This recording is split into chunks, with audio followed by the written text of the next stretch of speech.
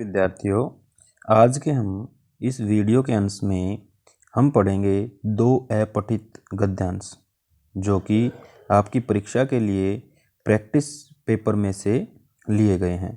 जो आपका sample paper आया है, प्रैक्टिस पेपर आया है, उसमें से ये लिए गए हैं। तो आइए हम करते हैं दोनों अपठित गद्यांश। सबसे पहले हमने निर्देश को ध्यानपूर्वक पढ़ना है कि निर्देश में क्या लिखा हुआ है। निर्देश में लिखा है कि नीचे दो अपठित गद्यांश दिए गए हैं, किसी एक गद्यांश को ध्यानपूर्वक पढ़िए और उस पर आधारित प्रश्नों के उत्तर सही विकल्प चुनकर लिखिए। यानी कि हमने ध्यानपूर्वक गद्यांश को पढ़ना है, उसके बाद ही हमने उस पर आधारित प्रश्नों के उत्तर चुनने हैं। तो प्यारे विद्यार्थियों, सबसे पहले तो जब हम अपठित गद्यांश को पढ़ते हैं तो हमें उसको बिल्कुल एकाग्रता से और ध्यानपूर्वक पढ़ करके उसके मूल भाव को समझना है कि उसका मूल भाव क्या है। हो सकता है उसमें शीर्षक भी पूछ ले कि भाई इस गद्यांश का शीर्षक क्या होगा, तो उस मूल भाव को या उस सारे गद्यांश का जो भाव है, गद्यांश का जो निचोड़ है, उसको हमने ध्यान में रखना है कि ये गद्यांश हमें क्या बताना चाहता है। तो आइए हम पढ़ते हैं गद्यांश। मौसम में बदलाव व भीषण बीमारियों के फैलने से चिंतित होकर वैज्ञानिकों ने खोज की तो उन्होंने प्रदूषण को इसका एकमात्र कारण पाया। वैज्ञानिकों ने चिंतित होकर के खोज करना शुरू किया कि भाई मौसम में बदलाव हो रहे हैं, भीषण बीमारियां फैल रही हैं, तो इनका कारण क्या है। तो उनका एकमात्र कारण मिला उनको प्रदूषण की समस्या, जिसके कारण आज आपके विद्यालय भी कुछ टाइम के लिए बंद कर दिए गए हैं, क्योंकि कुछ राज्यों में प्रदूषण की बहुत भयंकर समस्या पनप गई है। यह समस्या विश्वव्यापी है। यह समस्या केवल हमारे देश के लिए नहीं है, ये पूरे विश्व में फैली हुई है। कल कारखानों, बढ़ते वाहनों की संख्या, पेड़ पौधों की अंधाधुंध कटाई और विकास के नाम पर प्रकृति से छेड़छाड़ के कारण प्रदूषण की समस्या विकराल हो गई है। कह रहा है कि भाई जो हम अपना विकास कर रहे हैं, विकास के नाम पर जो प्रकृति के साथ छेड़छाड़ हो रही है, उसके कारण ये समस्या फैल रही है। अंतर्राष्ट्रीय समुदाय प्रदूषण को रोकने के लिए प्रयासरत है, परंतु इसका अर्थ यह नहीं कि सारे कल कारखाने बंद कर दिए जाएं या सभी वाहनों को रोक दिया जाए और हम पुनः पाषाण काल में लौट जाएं और विज्ञान की प्रगति को ताक पर रख दें। तो भाई इसका मतलब ये नहीं कि हम सारे कारखानों को बंद कर दें, सारे वाहनों को बंद कर दें और जैसे हम पहले पाषाण काल में रहते थे वैसे ही इस काल में भी हम रहने लग जाएं। समस्या का हल विकास को रोकने में नहीं, बल्कि युक्ति संगत उपाय खोजने में है। प्रकृति से तालमेल बनाकर धरा को हरा भरा रखें, प्रकृति के भंडार का समुचित उपयोग करें और पर्यावरण का संरक्षण करें। पर्यावरण हमारा पालनकर्ता और जीवनहार है। पेड़ पौधों और पशु पक्षी हमारे सहायक हैं। जो पेड़ पौधे हैं और पशु पक्षी हैं वो हमारे सहायक हैं। पार्क, बाग बगीचे शहर के हृदय स्वरूप हैं। प्रदूषण रोकने में सभी लोगों के सहयोग की आवश्यकता है, यानी कि सभी लोग इसमें सहयोग करेंगे तभी प्रदूषण कम हो सकता है। ये नहीं कि भाई सरकार करेगी तो प्रदूषण कम हो जाएगा। तो सभी लोगों के क्या कर्तव्य हैं, कैसे प्रदूषण कम कर सकते हैं। गंदगी ना फैलाएं, जहाँ गंदगी हो वहाँ साफ सफाई करें, अधिकाधिक वृक्ष लगाएं और अनभिज्ञ लोगों को जागरूक करें। अनभिज्ञ का मतलब होता है जो जिनको पता नहीं है, उन लोगों को जागरूक करें, उनको सचेत करें। हमारे सामूहिक प्रयास से ही समस्या सुलझ सकती है। तो अगर हम सभी मिलकर के, सामूहिक का मतलब होता है कि सभी मिलकर के जब प्रयास करेंगे तो इस समस्या से छुटकारा हम पा सकते हैं। तो आइए अब हम देखते हैं इस अपठित गद्यांश में कौन कौन से प्रश्न पूछे गए हैं और उनके ठीक उत्तर क्या होंगे। इसमें प्रश्न नंबर 1 है, वैज्ञानिकों की चिंता का कारण है। तो हमने ढूंढना है प्रदूषण, मौसम में बदलाव, भीषण बीमारियों का फैलना या उपरोक्त सभी।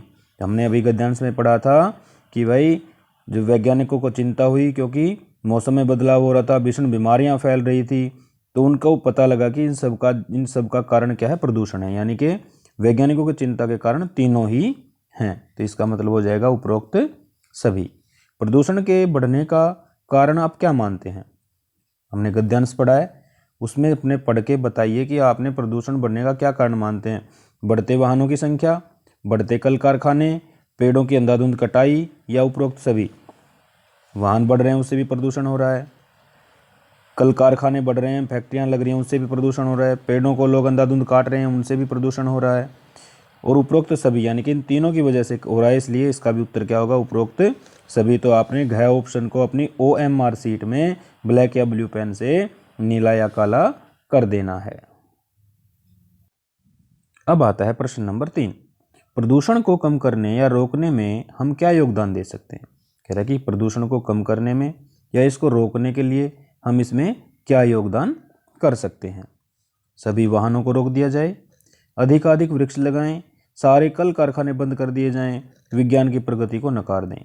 तो इसमें हमने पढ़ा कि अधिकाधिक वृक्ष लगाएं, जिससे हम प्रदूषण को कम कर सकते हैं। इसलिए गए ऑप्शन को आपने OMR सीट पे ब्लैक या ब्लू पेन से फिलअप कर देना है। प्रश्न नंबर 4। सामूहिक प्रयास का क्या अर्थ है। पढ़ते समय हमने भी बताया था आपको अभी कि सामूहिक प्रयास का अर्थ क्या है। एक समूह का प्रयास, कुछ समूहों का प्रयास, सभी लोगों का सम्मिलित प्रयास, इनमें से कोई भी नहीं। यानी कि सामूहिक का मतलब होता है सभी लोगों का सम्मिलित प्रयास, सबका प्रयास। अनभिज्ञ शब्द में प्रयुक्त उपसर्ग और मूल शब्द है। तो अनभिज्ञ, ये दो, इसमें उपसर्ग लगा है अन और मूल शब्द है भिज्ञ। तो इस प्रकार से हम देख रहे हैं कि ये ऑप्शन हमारा ख है कि अनभिज्ञ। तो हम ख ऑप्शन को ब्लैक या ब्लू बॉल पॉइंट पेन से नीला या काला कर देंगे। अब देखते हैं एक और गद्यांश। सच्चा उत्साह वही होता है जो मनुष्य को कार्य करने की प्रेरणा देता है। मनुष्य किसी भी कारणवश जब किसी के कष्ट को दूर करने का संकल्प करता है, तब जिस सुख को वह अनुभव करता है, वह सुख विशेष रूप से प्रेरणा देने वाला होता है। कह रहा है कि जब मनुष्य किसी के दुख को दूर करने के लिए कोई संकल्प कर लेता है, तो वो विशेष रूप से किसी को सुख प्रदान करता है। जिस भी कार्य को करने के लिए मनुष्य में कष्ट, दुख या हानि को सहन करने की ताकत आती है, उन सब से उत्पन्न आनंद ही उत्साह कहलाता है। कह रहा है कि जब मनुष्य कष्ट झेलता है, हानि सहन करता है, तो उससे जो उसके अंदर ताकत आती है, सहन करने की शक्ति आती है, उसी से जो उत्पन्न आनंद होता है, उसको उत्साह कहते हैं। उदाहरण के लिए दान देने वाला व्यक्ति निश्चय ही अपने भीतर एक विशेष साहस रखता है, और वह धन त्याग कर का साहस। वह क्या है भाई? धन त्याग का साहस। यही त्याग यदि मनुष्य प्रसन्नता से करता है, तो उसे उत्साह से किया गया दान कहा जाएगा। उत्साह, आनंद और साहस का मिला जुला रूप है।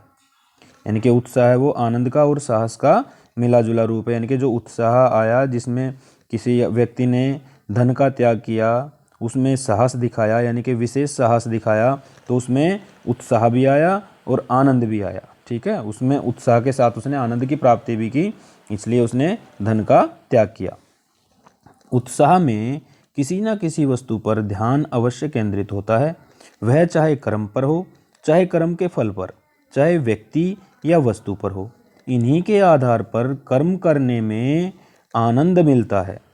कर्म भावना से उत्पन्न आनंद का अनुभव केवल सच्चे वीर ही कर सकते हैं।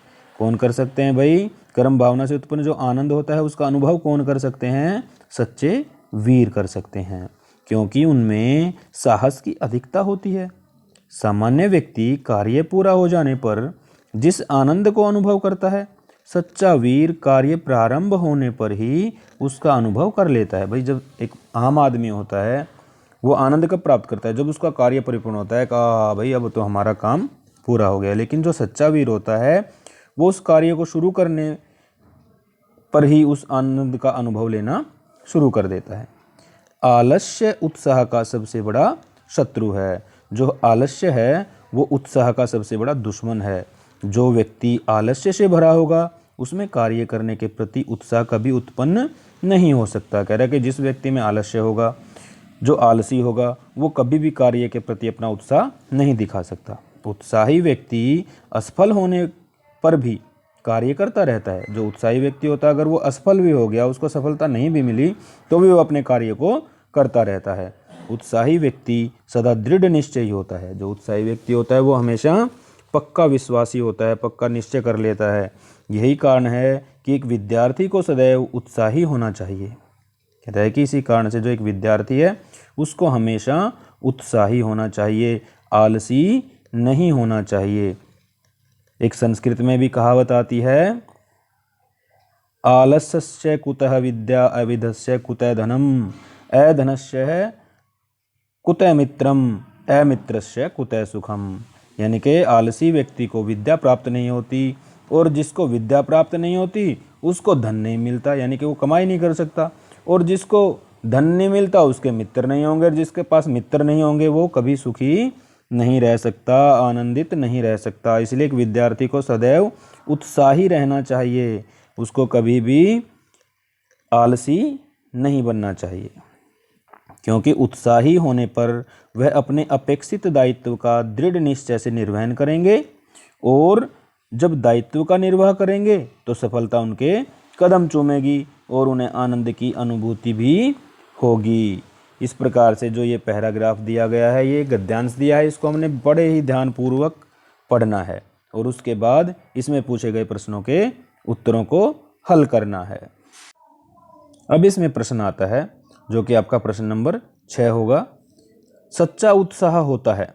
सच्चा उत्साह क्या होता है? जो मनुष्य को कार्य करने की प्रेरणा देता है, जो किसी कार्य का संकल्प लेता है, जो किसी को कष्ट दूर करता है। हमने पैराग्राफ की पहली 2 लाइनों में ही यही बातें पढ़ी हैं कि सच्चा उत्साह वह होता है जो कार्य करने की प्रेरणा दे, जिसमें संकल्प लिया जाता हो और जो किसी दूसरे के कष्टों को दूर करके उसको सुख प्रदान करता हो। इसलिए इसका उत्तर होगा घ, उपरोक्त सभी। दान देने वाला व्यक्ति अपने भीतर रखता है। तो हमने लाइन पढ़ी थी, उसमें तो लिखा था कि दान करने वाला व्यक्ति के अंदर एक विशेष साहस होता है, लेकिन उसके बाद में जो लाइन पढ़ी थी कि जो साहस होता है उसमें आनंद और निश्चय के साथ भी वो किया जाता है, यानी कि उसको करने के बाद आनंद मिलता है और बड़े निश्चय के साथ दान किया जाता है। इसलिए इस प्रश्न का उत्तर भी हमारा उपरोक्त सभी होगा, क्योंकि दान देने वाला व्यक्ति अपने भीतर एक विशेष आनंद भी रखता है, एक विशेष साहस भी रखता है और एक विशेष निश्चय भी रखता है। इसलिए हमने उत्तरों को भी ध्यानपूर्वक देखना है, क्योंकि आप अगर पैराग्राफ की लाइन देखोगे तो आपको केवल यही मिलेगा कि एक विशेष व्यक्ति साहस करता है, लेकिन एक दान देने वाले व्यक्ति के अंदर एक विशेष आनंद भी होता है, विशेष निश्चय भी होता है और विशेष साहस भी होता है। इसलिए इसका उत्तर क्या होगा? उपरोक्त सभी। इस प्रकार आपने इसे बड़े ध्यानपूर्वक हल करना है। अब आता है प्रश्न नंबर अगला। कर्म भावना से उत्पन्न आनंद का अनुभव सच्चे उत्साही करते हैं, सच्चे कर्मठ करते हैं, सच्चे वीर करते हैं या सच्चे अनुभवी करते हैं। हमने पढ़ा था गद्यांश में कि कर्म भावना से उत्पन्न आनंद का अनुभव सच्चे वीर पुरुष ही कर सकते हैं। इसलिए इसका उत्तर होगा ख। उत्साह का सबसे बड़ा शत्रु है साहस, कर्मठता, आलस्य या वीरता। आपको एक संस्कृत का श्लोक भी सुनाया था इस विषय में मैंने कि उत्साह का सबसे बड़ा शत्रु क्या है? आलस्य है। और विद्यार्थियों का भी सबसे बड़ा शत्रु क्या है विद्याध्ययन में? आलस्य है। एक विद्यार्थी को सदैव होना चाहिए उत्साही, दृढ़ निश्चयी, साहसी या उपरोक्त सभी। एक विद्यार्थी को सदैव कैसा होना चाहिए भाई? दृढ़ निश्चयी होना चाहिए, साहसी होना चाहिए या उत्साही होना चाहिए, इसमें सभी गुण होने चाहिए। गद्यांश के आधार पर एक विद्यार्थी को, लास्ट में जो हमने लाइन पढ़ी थी उसमें लिखा था कि एक विद्यार्थी को सदैव उत्साही होना चाहिए, आलसी नहीं होना चाहिए। इस प्रकार से हमने इन सभी प्रश्नों के उत्तर क्रम अनुसार दे देने हैं। जिस गद्यांश को आप अच्छा समझें, आसान समझें, जिसके प्रश्न आपको अच्छी तरह आ जाएं, उसी गद्यांश को आपने हल करके OMR शीट पर उसके उत्तर भरने हैं। अथवा वाले के आपने नहीं करने। अगर आपने पहला गद्यांश कर दिया तो दूसरे के उत्तर हल मत करना, क्योंकि आपके पहले जितने क्वेश्चन होंगे उनके ही आंसर चेक किए जाएंगे।